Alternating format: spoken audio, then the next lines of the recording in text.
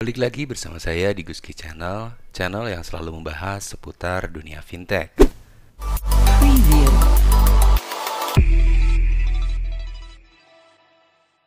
Di video kali ini saya ingin membagikan informasi penting atau beberapa trik agar pinjaman kalian bisa disetujui. Nah, trik yang saya bagikan kali ini adalah pengalaman saya pribadi.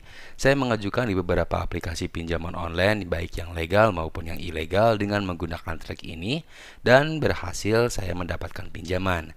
Nah, jadi buat kalian yang selalu gagal untuk mengajukan pinjaman online, baiknya kalian tonton video ini sampai akhir dan jangan lupa untuk klik dulu tombol subscribe di bawah sebagai dukungan agar channel saya lebih maju.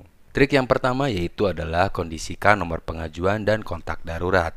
Nah, maksudnya di sini nomor kalian yang dipakai untuk pengajuan dan kontak darurat harus selalu aktif semuanya dan ada di log panggilan. Jadi riwayat panggilannya itu harus ada keluar atau masuk panggilannya.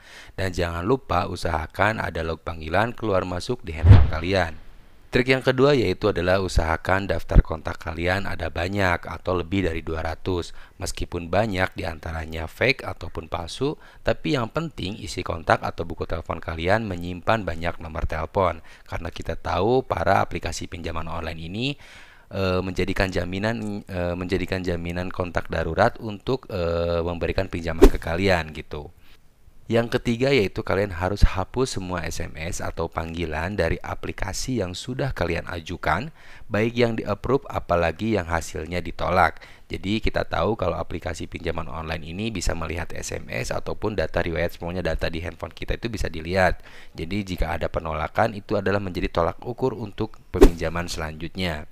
Yang keempat, usahakan foto KTP dan foto selfie memegang KTP dilakukan dengan penerangan yang cukup dan foto kalian sejelas mungkin agar hasilnya itu jelas dan meyakinkan.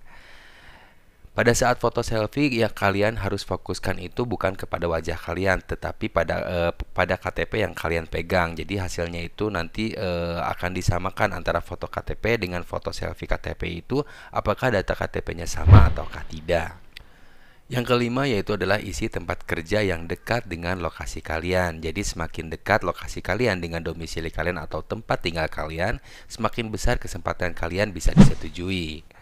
Yang keenam, apabila ada panggilan dari aplikasi untuk verifikasi sebaiknya langsung diangkat, jangan sampai terlewat. Walaupun terkadang hanya akan miss call saja ataupun hanya sekedar tanya-tanya mengenai data KTP kalian ataupun nomor rekening kalian. Tapi usahakan kalian harus mengangkat telepon dari aplikasi untuk verifikasi data kalian. Yang ketujuh, jika ingin mengajukan pinjaman online di hari yang sama, diusahakan untuk mengajukan tidak lebih dari 3 aplikasi per harinya. Jadi kalian harus tahu aplikasi pinjaman online itu bukan berbeda-beda. Ada beberapa aplikasi pinjaman online yang memiliki beberapa cabang. Jadi satu perusahaan tapi memiliki beberapa aplikasi gitu. Jadi jika kita mengajukan terlalu banyak aplikasi, apalagi di aplikasi yang sama perusahaannya, kemungkinan pinjaman kalian itu kecil kemungkinan untuk diterima atau disetujui. Yang kedelapan, khusus pengajuan di aplikasi pinjaman yang legal, lebih baik mengajukan di waktu pagi jam kerja antara jam 9 sampai jam 4 sore. Nah, itu akan lebih cepat untuk ditangani atau lebih cepat diproses, berbeda dengan aplikasi pinjaman online yang ilegal, mereka bisa memproses selama 24 jam karena mereka hanya mengandalkan sistem. Tapi untuk aplikasi yang legal, mereka menggunakan tim analis yang bekerja di jam kerja. Yang kesembilan atau selanjutnya yaitu usahakan nomor pengajuan bukan nomor telepon baru. Jadi minimal jika kalian ingin menggunakan nomor baru, gunakan terlebih dahulu selama 1 bulan agar ada aktivitas nomor tersebut seperti SMS ataupun riwayat panggilan ada keluar masuk panggilan gitu ya. Nah, yang nomor 10, pastikan daftar kontak atau buku telepon kalian ada nama panggilan atau grupnya meskipun itu fake ataupun palsu. Misalnya kalian tulis teman kerja, marketing A, marketing B, ataupun kalian keluarga tuliskan paman ataupun apa gitu ya. Nah, seperti itu. Jadi dikategorikan saja teman-teman kalian. Nah, yang selanjutnya yaitu adalah biasakan isi data menggunakan huruf kapital atau huruf besar, seperti nama kalian tuh menggunakan huruf besar, alamat, pokoknya sebisa mungkin kalian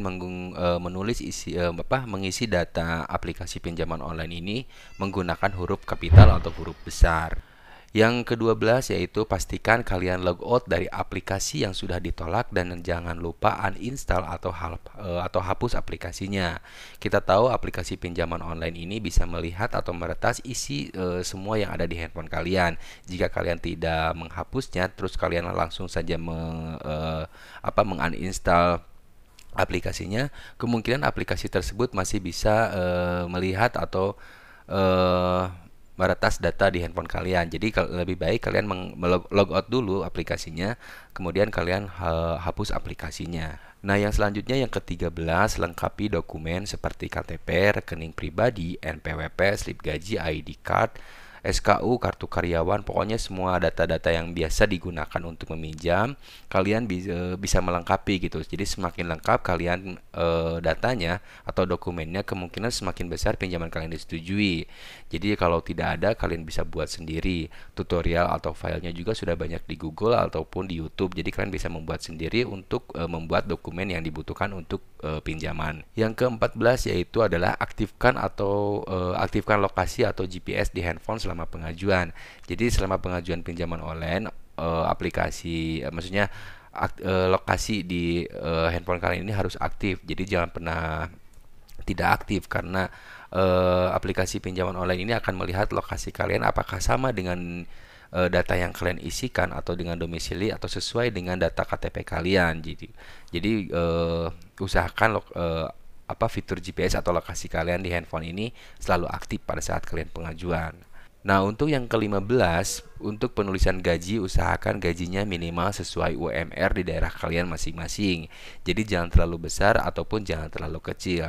Jadi biar para aplikasi ini bisa yakin untuk memberikan pinjaman kalian. Jika kalian mengisi terlalu besar juga tidak mungkin gitu.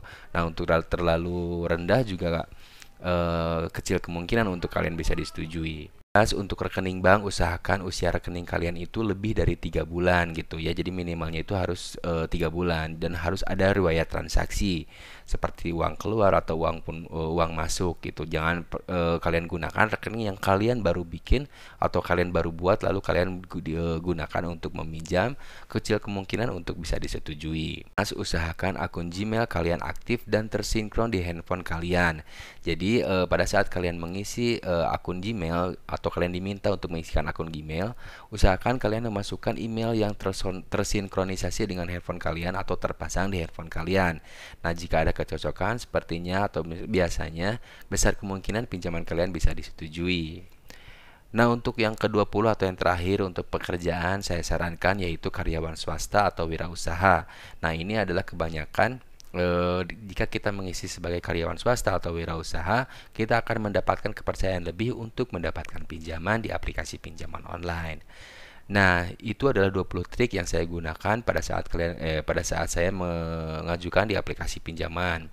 Jadi gunakan pinjaman online dengan bijak, jangan sampai ada masalah di kemudian hari. Jika kalian suka dengan video ini, kalian klik like, dan jika video ini bermanfaat, klik saja share. Terima kasih.